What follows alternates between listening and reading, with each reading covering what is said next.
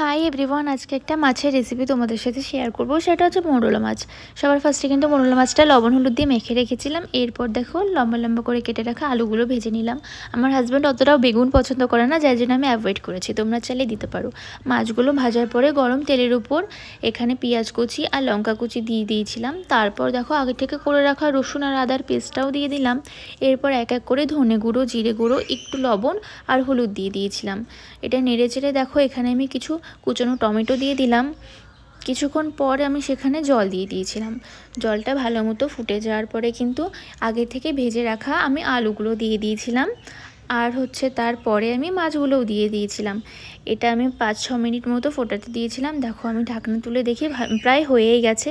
এরপর আমার কিছু এখানে ধনেপাতা ছিল, ধনেপাতাটা লাস্টে দিয়ে দিলাম। তো ফাইনালি দেখো রেডি হয়ে গেছে মৌরলা মাছের রেসিপি। তো তোমরা চাইলে এরকমভাবে বানাতে পারো। তো চলো টাটা, দেখা হচ্ছে নেক্সট কোনো ভিডিওতে।